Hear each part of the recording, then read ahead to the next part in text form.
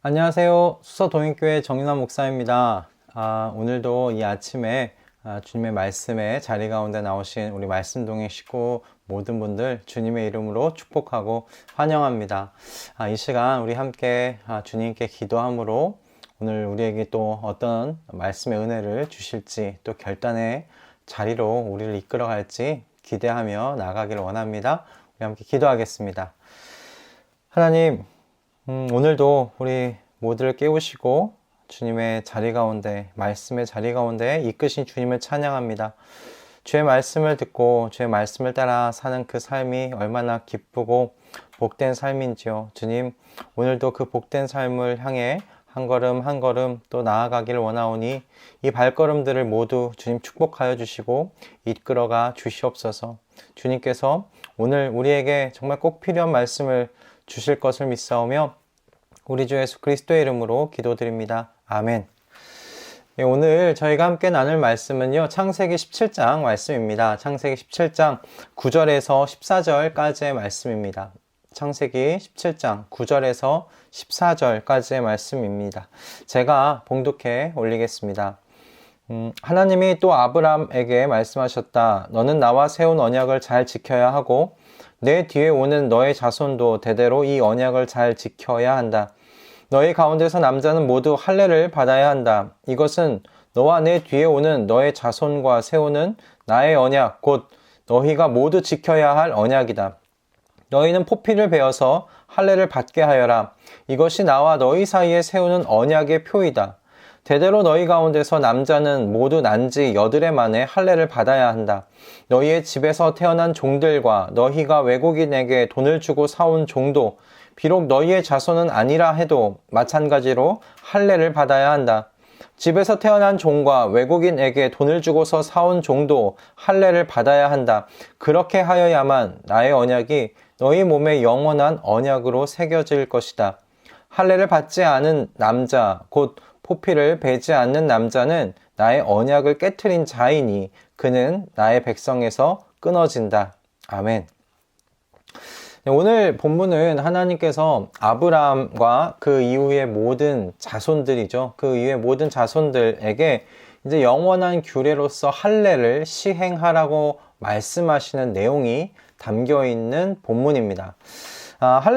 근데 이 할례는 이스라엘 민족에게서만 있었던 독특한 의식은 아니었어요. 당시 고대 근동 지역에서 두루 널리 행해왔던, 다른 민족들도 행해왔던 풍습이었습니다.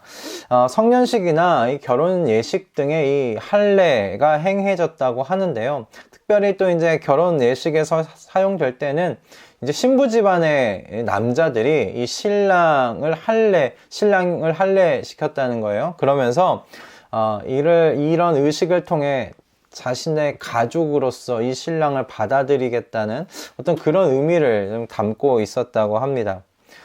때문에 이 할례 자체가 어떤 큰 의미를 가지고 있는 건 아닙니다. 하나님께서 그저 이 할례라는 이 할례를 증표로서 사용하신 거예요. 그러니까 이 하나님께서 종교적인 의미를 이 할례의 의식 속에 부여하신 것이죠.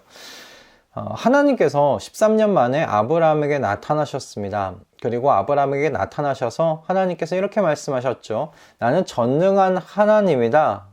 나에게 순종하며 흠없이 살아라. 그것이 하나님께서 13년 만에 나타나 아브라함에게 하신 첫 말씀이셨습니다.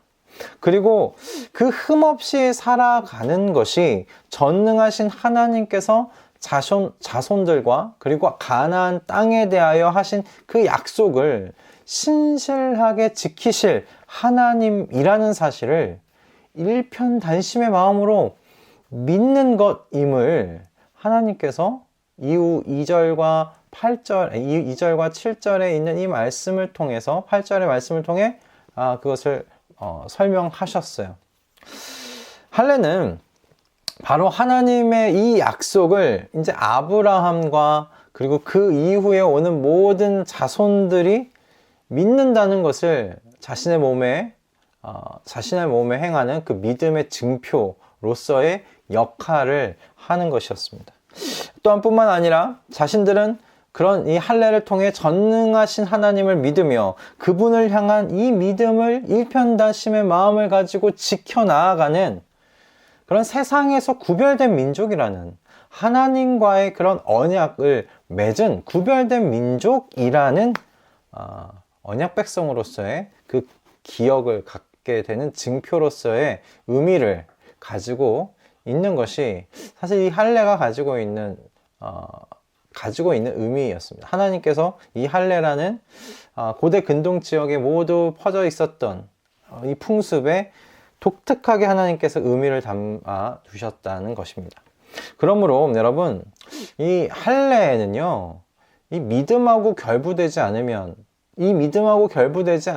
아무런 의미가 없는 거예요. 그냥 몸에 난 상처에 불과합니다. 그래서 사도 바울은 이 몸에 행하는 할례가 아니라 마음에 행하는 할례에 대해서 그래서 가르치고 말하고 있는 것이었어요. 이렇게 할례에 대해서 볼 때 여러분, 할례의 의미에 대해서 우리가 생각해 봤잖아요. 근데 이 할례는 그러므로 하나님께 대하여는 여러분 그 어떤 유익도 되지 않는다는 것을 여러분 쉽게 아실 수 있지 않으시겠습니까? 여러분, 할례를 통해서 유익을 누리는 것은 누구냐? 오롯이 할례를 행하는 그 당사자들 뿐입니다. 하나님께는 그 어떤 유익도 되지 않아요. 여러분 생각해 보십시오. 몸에 난 할례의 상처를 볼 때마다 그 할례를 행한 그 자가 나는 하나님께 속한 언약 백성이구나 라는 것을 기억하겠지요. 그리고 하나님께서는 나와 하신 그 약속을 전능하신 그 하나님께서 신실하게 실행하시고 이행하실 것임을 믿는 거예요.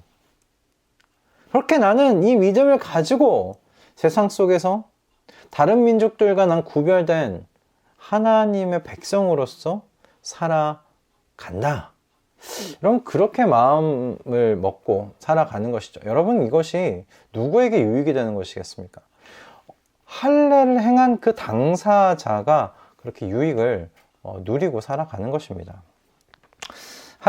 그러므로 이 할례에 담겨 있는 이 하나님 아버지의 마음은 여러분, 하나님의 자녀들이 하나님을 전능한 하나님으로, 신실하신 하나님으로 여러분 기억하기를 바라시는 것입니다.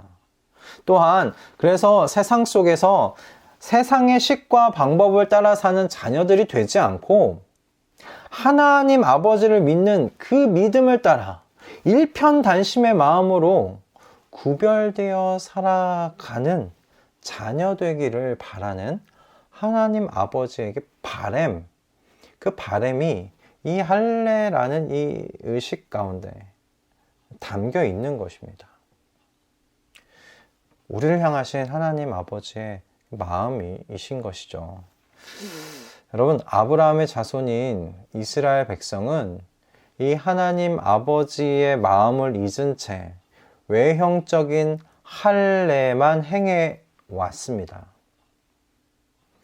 몸에 난 할례의 표시가 그들이 아브라함의 자손으로서 선택받은 하나님의 언약 백성이라는 증거라고 생각해 왔던 것이에요. 그것이 얼마나 하나님 아버지의 마음을 아프시게 해 드린 것입니까? 여러분, 이제 저와 여러분은 그 이스라엘 백성들이 행해 왔던 대로 몸의 할례를 받지 않습니다. 하나님께서 성령을 보내셔서 저와 여러분의 마음에 할례를 행하신 줄로 믿습니다. 우리 모두가 그렇게 마음의 할례를 받음으로 말미암아 우리 주 예수 그리스도의 부활하심과 그 다시 오심에 대한 약속에 소망을 걸고 오늘을 여러분 인내함으로 살아가는 것 아니겠습니까? 하늘에 계신 하나님을 용감하게도 우리가 아버지라고 부르고 믿어서 내가 하나님 나라에 속한 자라는 그 정체성을 가지고 오늘 이 땅에서 여러분 하나님 나라를 살아가는 사람들 되었잖아요. 우리는 감히 지금 여기서 나의 시민권은 하늘에 있다 라고 담대하게 선포하고 말하며 가게 된 사람들 된 줄 믿습니다. 오늘 이 한날을 사는 동안 여러분, 그러므로 나의 포지션을 명확하게 하십시다. 마음의 할례를 받은 자로서 여러분은 하나님 나라에 속한 사람들입니다. 우리 주 예수 그리스도께서 다시 오시겠다고 하신 바로 그 약속을 믿고 그것에 소망을 두고 살아가는 사람들입니다. 하늘에 계신 만유의 주주이신 그 하나님을 아버지라고 부르며 바로 그분께 나의 일편단심을 드리기로 결심한 사람들인 줄 믿습니다. 여러분, 그러므로 다르게 사십시다. 다르게 보고 다르게 들으십시다. 다른 선택들을 하는 오늘을 여러분 함께 살아가십시다. 여러분, 힘들 겁니다. 그런 삶이 쉽지는 않을 겁니다. 그러나 여러분, 우리가 믿는 것이 있죠. 하나님 나라가 이미 임했습니다. 하나님 나라가 이미 시작되었습니다. 하나님의 통치가 그러므로 우리의 이 선택들이 옳았음을 여러분 드러내실 것입니다. 여러분, 그러니 바로 그때까지 우리의 선택이 옳았음을 드러내실 그때까지 여러분 인내함으로 다르게 선택하고 다르게 듣고 다르게 보며 다르게 살아내시는 마음의 할례 받은 하나님의 언약 백성다운 오늘 하루를 살아가시는 저와 우리 말씀 동행 모든 식구들 다 되실 수 있기를 주님의 이름으로 축복합니다. 여러분, 우리는 마음의 할례 받은 사람들입니다. 우리는 하나님께서 그 약속하신 것을 굳게 지키실 것을 굳게 믿는 사람들입니다. 이곳에서 하나님의 나라가 이미 임했음을 믿는 사람들입니다.